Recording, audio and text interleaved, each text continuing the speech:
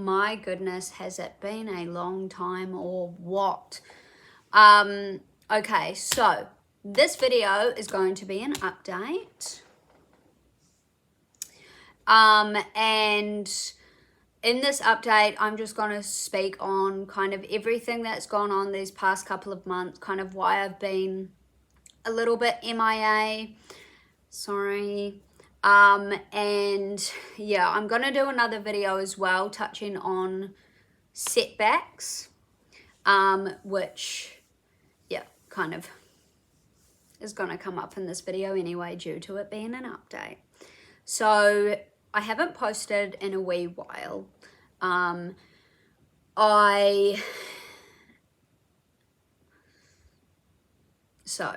was doing really well. I really was. I was doing so well. You know, I was in physio, and at the time my physio, her name was Sonia, and she was amazing. She was just, honestly, couldn't have started out with someone better.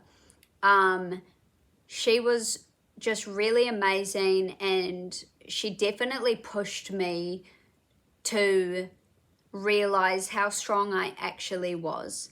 And I was doing so well, you know, I was on the exercise bike. I was going to, actually, no, I don't think I was going to the gym at that stage, no. I was just on an exercise bike. I was doing all my home exercises, which if you have a TPF or you know someone that has a TPF and they need any exercises that could help, there is a video somewhere from my channel, about some recommended ones that I got from my physio.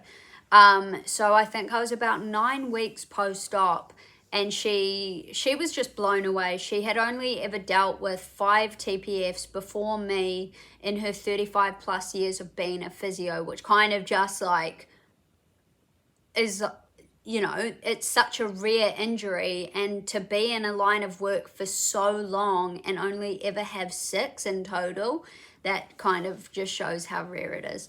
But yeah, so I was at about 9 weeks, and she said to me, you are where someone that is 12 weeks post-op should be. And I was like, oh my God, you know, because that was something really exciting, because I was hitting all these milestones kind of before I was expected to, and it was so motivating, and it gave me a lot of confidence, and I really loved that. She was absolutely blown away. She always told me how blown away she was and stuff. And, you know, I really loved that. So she ended up leaving. So I got a new physio called Eliza, who had never dealt with a TPF before, but she has just been absolutely amazing. Like, you would think she's dealt with like 57 TPFs. She's so good. She's so knowledgeable, and I feel very comfortable with her as well. You know, I think it's really important as well for such an intense injury that takes so long to recover. I think it's really important to find somebody that you click with, because, you know, you want to feel excited to go to physio, not just because you're going to do your exercises, but you want to feel excited because you're like, oh, I get to see blah, blah, blah. Like, what are we going to do today? This is going to be so good. You know, she always motivates me. She pushes me to do my best kind of thing. Because I feel like if I did not like my physio, I would not want to go to physio, and it becomes a chore. It becomes something that you are less excited to do every single time you have to go. So I would really say that is a very important part of recovery as well, because physio becomes just such a big part of your life because there's so much that we have to do. So yeah, I definitely say that.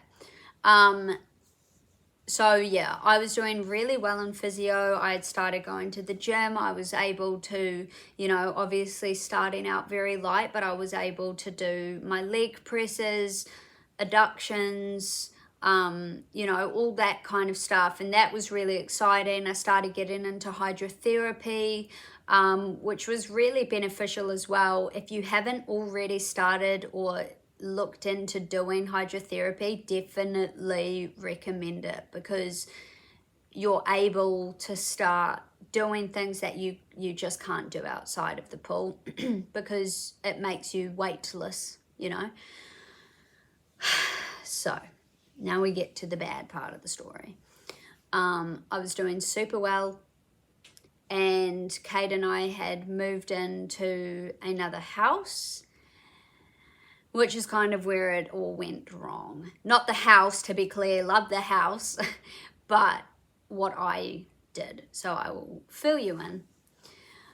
So Kate was at work, and obviously, you know, I'm at home, and when I'm not doing my exercises, I kind of like to be doing something.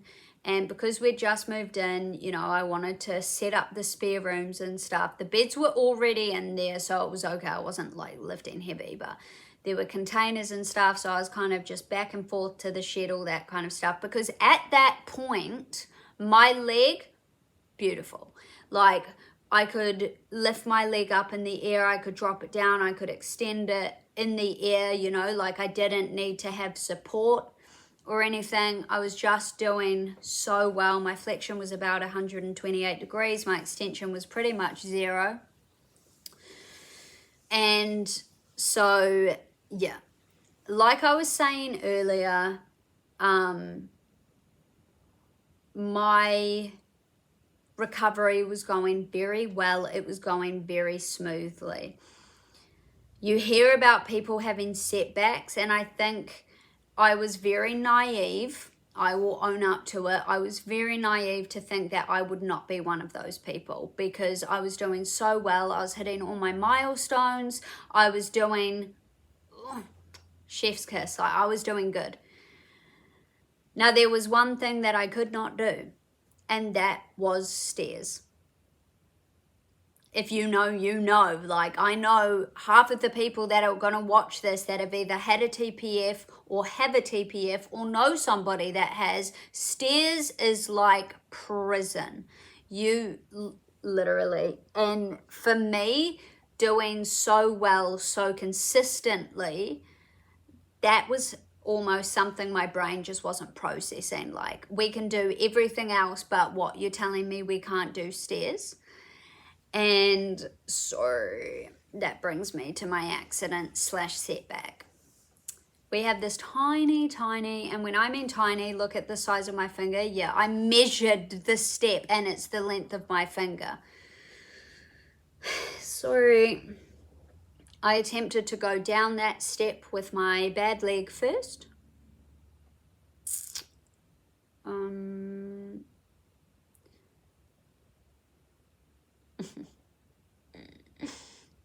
Wasn't a good idea.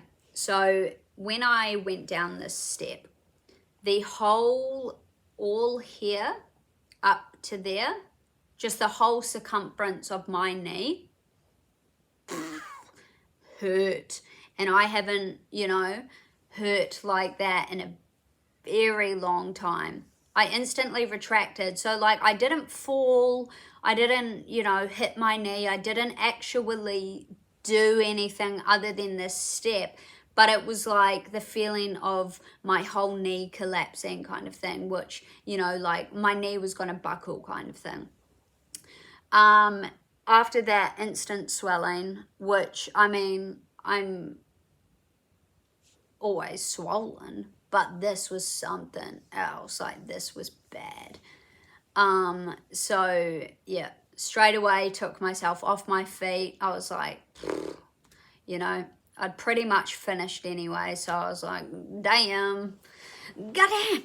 So I sat down, iced it for a little bit. Yeah, paid for it the next couple of days. And then I ended up at physio on the Tuesday.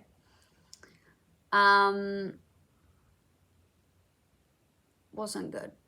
Was not good. So before that, I had very minor, you know, like,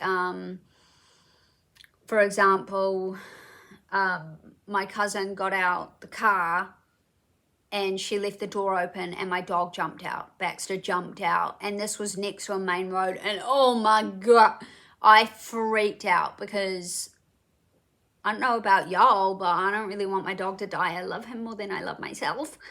And So I was still in my brace at this point. Very lucky I was actually wearing my brace, because it probably would have been worse. But I opened my door and I got out of the car so fast, because I didn't even think about my leg. In moments like that, do you know what I mean? And I got out the car, put my left leg, which is my bad leg, down first, as if I was going to run, and my knee was like, girl, do you hate me? Like, what is this behavior? And anyway, Kate had got him back, so he was fine. He's very good at listening, kind of thing, but I just freaked out in that moment. So I had already put the stress onto my leg, but that kind of, was fine. So that was one of the setbacks. I actually feel like that might have happened after. That did, because I lived here. If y'all have a TPF brain, it's something else. Yeah, so okay, that happened afterwards. I did have a couple of setbacks afterwards. I was dropping someone off at the airport, and I lost my balance and I landed on my leg. So that was another one. So, but yeah, definitely the worst one I had was stepping off of that step, because at that point I wasn't really aware of the fact that I wasn't able to be in a flexed position, so bending my knee whilst taking on the weight. And it's just crazy to me, because I mean, before this injury, before my accident, I would have never thought about what it takes to walk down a freaking step that is literally this big. And it's absolutely, excuse my language, fucked me. Well and truly. And I love it. Oh my God, I'm so happy. Yeah, absolutely messed me up. That was the 12th of June. We're coming on nearly 13 weeks ago. Now, the issue is that I can't do what I used to be able to do.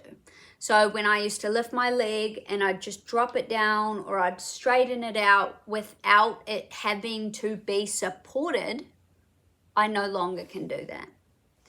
If I was to sit here and drop my leg off of the chair that it's sitting on and try to extend, it starts to hurt me. So say this is my knee, this is how I am right on the ground, and I try to extend it, I can get it to there, and then it starts hurting all in my knee.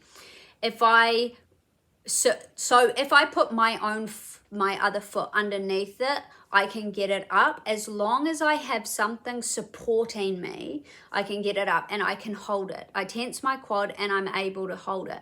But now if I try to drop it down, I can't do it. I have to bring my other leg up.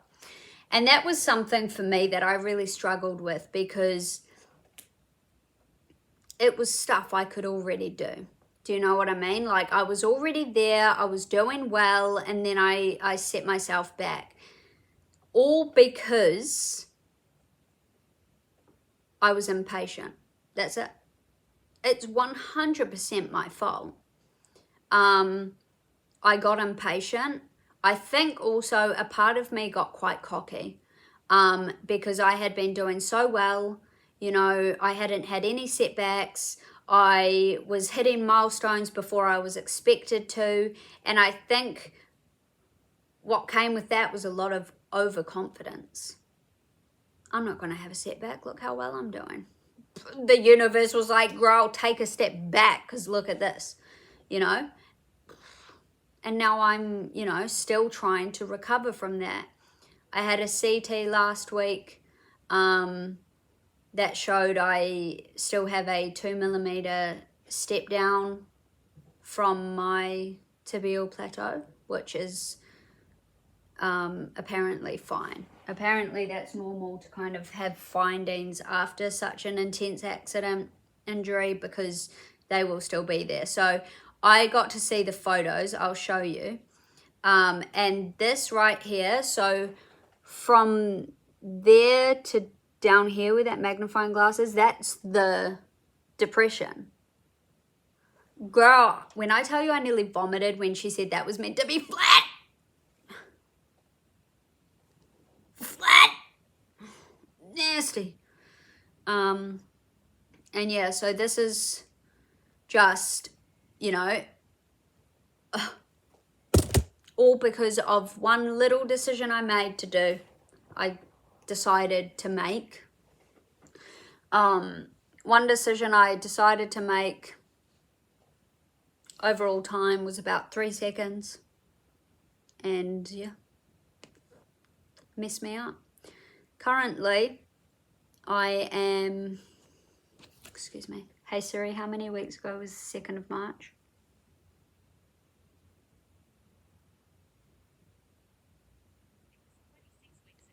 It was 26 weeks ago. So I'm currently 26 weeks post-op and I am back on crutches. Something that was really hard for me was the fact that my walking was so good. Like, I had become very good at walking, and me and Kate were out the other day and I saw 2 people, not people that I know, the petrol station man and this other man. And they both said to me, "Oh no, what have you done to your leg?" I was in track pants. I had no brace, I had no crutches, my scar was completely hidden, and people acknowledged, like, "Oh no, what did you do to your leg?" And that made me feel very sad. Like, that made me really upset because there was nothing obvious to indicate that there was an injury other than my walking. And so to go from such good walking to visibly having an issue with my leg, it made me sad. I could cry. Like, it really did, because I became very prideful within my walk because I didn't have a limp, and I was so grateful that I didn't have a limp, and now I do. So, you know, I genuinely thought I would be more upset and mad and gutted that I'm back on crutches, but at this point I'm kind of like, I actually don't give a shit. I will do anything to do you know what I mean? It's a sacrifice that I have to make, but it's a sacrifice that I'm willing to make, you know, because I want to make sure that I'm walking right, because I don't want to train my brain and my body to walk incorrectly, because that's when you start to really have problems, because if you don't have that properly, it's very hard to get back. So I'm putting in the work. Yeah. So it's definitely been a rough couple of months. And, you know, I guess making videos for me became less of a priority because I was trying so hard to get myself back to where I needed to be. I'm still not there, but I will get there. That's what is important, because I will get there, just not right now, you know, but I'm getting better. I'm still making progress. It's hard for me to hear like my physio and Kate and stuff, you know, when I'm doing the reformer or whatever, and they'll be like, "You're making so much progress." And like, for me, I'm always in the back of my head, like, but I don't feel like I am, because I was doing this, you know, I was already there. I was already doing this. But, you know, compared to what I had been like the week prior or the month prior, you know. So it's kind of like I got to start all over again. But at the same point, you know, sometimes we have to do that. And, you know, I just got to get over it and keep fighting, because I am a warrior. Right. So that brings me to the end of this video. I'm sure there was a lot more I could have said, but I try to keep it short, and that never works for me. So at least if you've got a TPF, I know you've got time to watch this.